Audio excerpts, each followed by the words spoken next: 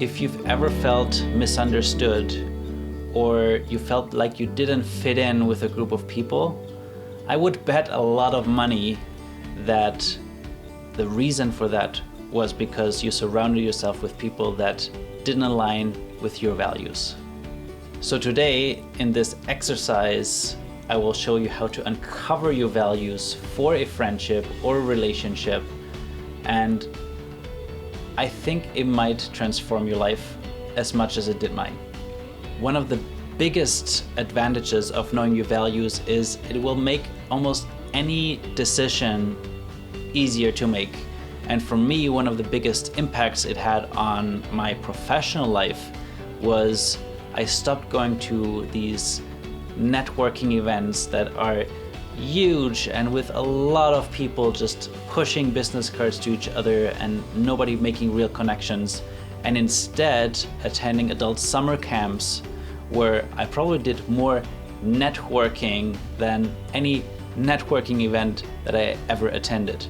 And it helped me whenever I meet somebody new to decide really quickly if they're worth spending the time and energy in, because if we're not aligned on values, this probably is a waste of time for both of us. And being an introvert myself, I only have a limited amount of energy to give every day.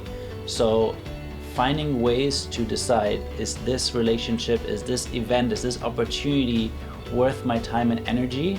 It really helped me improve my life in a whole bunch of other areas as well. So here's the exercise. I want you to grab a pen and paper or a notebook, because we're going to start with journaling some answers to some of the questions that I'm going to ask you.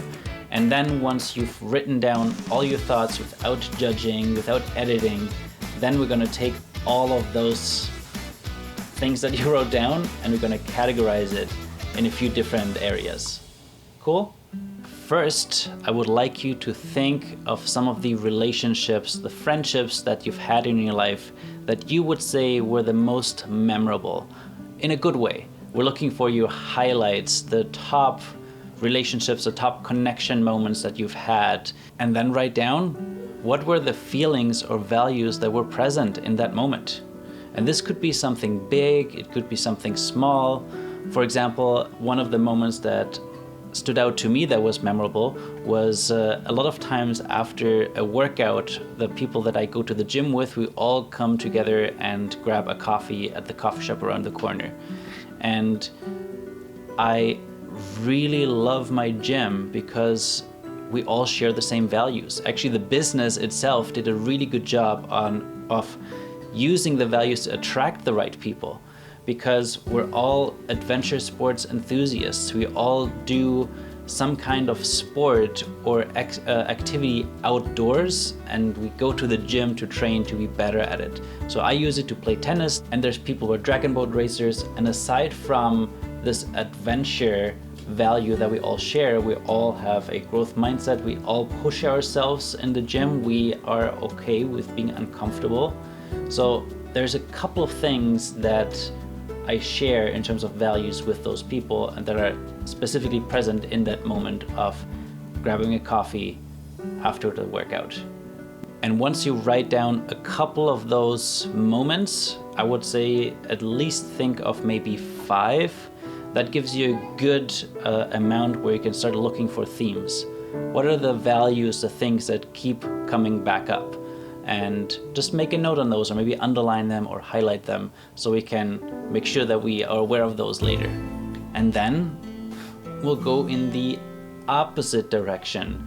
And this might be a little bit challenging because this time we're going to look for your lowest moments when it comes to connection moments. The relationships, the times where maybe you got angry, frustrated, and upset.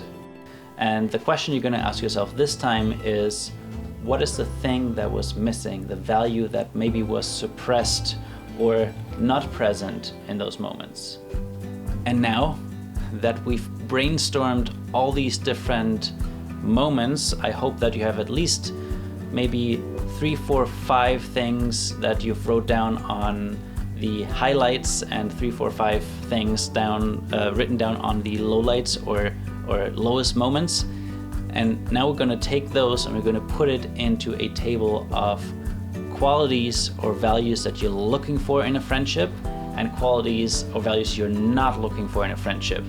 And even once you write down all your values, a list of them in both categories, if there's anything new that you want to add, feel free to add it. Like, this is not a strict exercise where only what you write down is valid. I would say that figuring out your values or even friendship values is a very organic process. So this might change, and the more you go through this course, I think the more you will also get clarity on what it actually is. And once you go out and test it with the new people that you meet, with the people that you're connecting with, you'll just feel more comfortable on what is the most important for you. So I hope by the end of this exercise you have at least 3, but maybe maximum 5 values, friendship values, things that you're looking for in a friendship. And a really quick way to test on how true those are for you is to go back to the relationship roadmap exercise. If you look at the people in your love and lift category, they probably share the same values that you're looking for in a friendship. And on the other hand, the people in your limit and let go categories should most likely have the things that you're not looking for in a friendship, or have the opposite of the values that you're looking for. So that's a really quick way to test that. And remember, this is an organic process.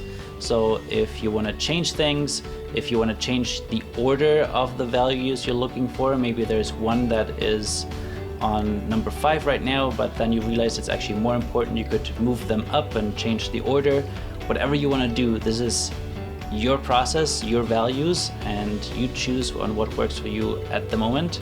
And in the next few videos, I'll share with you some tips on how you can very quickly find out if somebody shares your values, where to find people that align with your values, so you can go out and find those like-minded people. Because if you share your values, that means that you're probably going to a similar destination, and you'll be connecting so much deeper and more meaningfully than somebody that you just share a hobby with. So I'll see you in the next video.